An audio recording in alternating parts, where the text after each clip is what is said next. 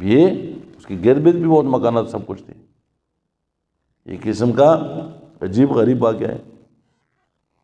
آتش کدے فارس وہ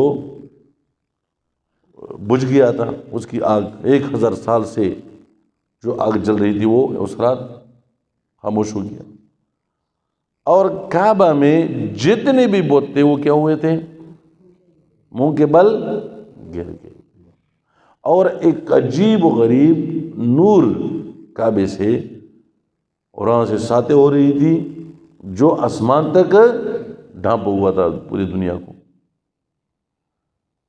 ان میں ایک حکمت ہے، جتنے بھی یہ بڑے لوگ ہیں، یہ تو نبی خدا ہے، اس کو تو چھوڑیں، جتنی بھی بڑے شخصیات ہیں، پھر جب ان کا کوئی بڑے بڑے کرنے میں انجام دیتے تو اس کی زندگی کے اول سے لے کر آخر تک لوگ پھر کیا کرتے ہیں؟ تحقیق کرتے ہیں کیا ہوا تھا، کیسے آیا تھا. اب ہمارے لیے قائد شہید زندہ مثال ہے. قائد شہید کے بارے میں پھر گھر میں جاتے ہیں، اس کے گھر کے یہ کیسا تھا پورا وہ لوگ پوچھتے ہیں. تو پروردگار عالم نے بھی یہ بتانا چاہا کہ دیکھیں آپ گمراہ نہ ہو جائیں، چونکہ بعد میں تحقیق کریں گے لوگ کہ اس رات کیا کیا ہوا تھا جب رسول خدا تشریف لا دیتے اس دنیا میں.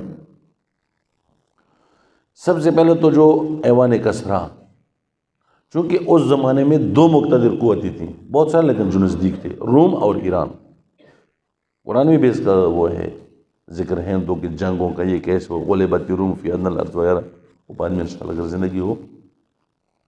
یہ 2 متمدن قوتیں تھیں، ان کے پاس باقاعدہ سسٹم، نظام، سب کچھ تھا، فوج اور پتہ نہیں یہ وہ سارا بالکل ایک نظام کے ساتھ یہ چل رہے تھے. اور یہ اس لیے مثلا ایوان کسریٰ میں دراڑ آئی کہ آج کے بعد مسیحیت کا دور ختم ہو گیا. آج کے بعد جو روم کی ایک روب اور دبدبہ تھی وہ ختم ہوگی. بس جب آتش کدے فارس خاموش، اس کہتا کہ آج کے بعد آتش پرستی، آگ پرستی، یہ سب کچھ ختم ہو گیا، اس کا مدت ختم ہونے والا ہے. اور کعبے میں جو بت منہ کے بل گر گئے تھے وہ بھی یہ پیغام دے رہے تھے کہ آج وہ ہستی تشریف لا رہی ہیں کہ جس کے آنے سے بت پرستی اور یہ سب کچھ ختم ہو جائیں گے. بت پرستی کا دورہ ختم ہو گیا. آج کے بعد اسلام کا بول بالا ہوگا. اور اسی رات امیر المومنین کے کلام میں بھی ہے، دیگر حدیث کے کتب میں بھی ہے کہ جب رسول خدا اس دنیا میں اپنا مبارک قدم رکھے ہوئے تھے تو کعبے کے اندر، کعبے کے پاس جشن کا سامان تھا. اور جب تشریف لائیں تو جو شیاطین تھے عیسیٰ علیہ السلام کے تولد سے پہلے وہ 7ویں آسمان تک جاتے تھے، لیکن جب عیسیٰ علیہ السلام کی ولادت ہوئی تو وہ 3 آسمان تک پہنچ گئے، وہ باقی اس سے کیا ہو گیا؟ کٹ گیا، وہ نہیں جا سکتے تھے. جب یہ رات ہو گئی تو شیاطین بالکل آسمانوں سے کٹ گئے، شہاب سنگ کے ساتھ ان کو فرشتے مارتے تھے. یہ آ گئے ابلیس کے خدمت میں جو ان کا بڑا تھا. انہوں نے کہا ابلیس آج تو ہم آسمانوں کی طرف جا ہی نہیں سکتے، کوئی خاص واقعہ ہو گیا ہے؟ تو ابلیس نے کہا کیا ہو گیا آپ کو پتہ؟ اس نے کہا ہمیں تو پتہ نہیں چلتا، لیکن کوئی گڑبڑ ہو گیا ہے، کچھ ہو گیا ہے اس جہان میں کہ ہمیں، چونکہ جب عیسیٰ علیہ السلام کا تولد ہو گیا، ولادت ہوئی تھی تو ہمیں 3-4 آسمانوں سے روکا گیا. اب بھی کسی ہستی کا تولد ہو گیا ہے، کیا ہو گیا ہے کہ ہمیں اوپر نہیں جانے دیتا. ابلیس نے کہا جاؤ پوری دنیا میں چکر لگاؤ، کیا ہو رہا ہے، کیا حادثہ رونما ہو گیا ہے. تو ادھر ادھر چلے گئے، لیکن رپورٹ جب انہوں نے کہا ہمیں تو پتہ نہیں لگا. ابلیس نے کہا یہ آپ کا کام نہیں ہے، میں خود جاؤں گا. جب ابلیس آیا ادھر ادھر، آخر میں یہ مکہ پر پہنچ گیا.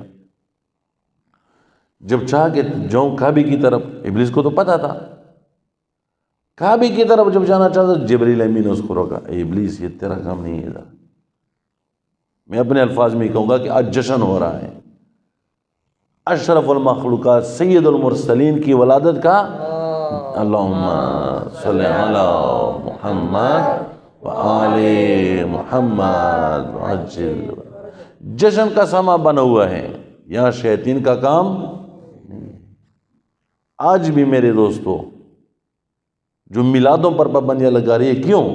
کیونکہ خدا نے شیطین کو منع کیا ہے کہ وہ میلاد کے جلسوں میں نہ آئے۔ میلاد کے جلسے میں مومنین آتے ہیں، جبرائیل آتا ہے، فرشتے آتے ہیں، جو ہم ابھی جشن عید میلاد النبی سب مناتے ہیں نا، 12 ربیع الاول یا 17 ربیع الاول کو۔ اس کا ایک پیغام یہ بھی ہے کہ جو میلادیں مناتے ہیں مومنین ہے، وہ جبرائیل وہاں پر آتے ہیں، فرشتے آتے ہیں۔ جو منع ہوتا ہے یا نہیں چاہتا وہ شیطین ہے۔ جبرائیل ان کو میلاد کے جشنوں میں جانے ہی نہیں دیتا، ان کو یہ توفیق ہی حاصل نہیں ہوتی کہ میلاد کے جشنوں میں وہ شرکت کرے۔ اب جبرائیل امین نے شیطان کو کہا ہے شیطان دفع ہو جاؤ، آپ کا کام ادھر نہیں ہے، یہاں پر جشن ہو رہا ہے، یہ نور دے کے نور خدا آسمان تک پہنچی ہوئی ہے۔ میرے خیال میں ٹائم ختم ہوئے، پتہ نہیں یا ختم نہیں ہوئی ہے، لیکن چلو میں اسی پر اتفاق کروں گا۔ انشاءاللہ کل اس بات کو مزید بھی بڑھائیں گے۔ آپ صلوات پڑھیے محمد و آل محمد پر۔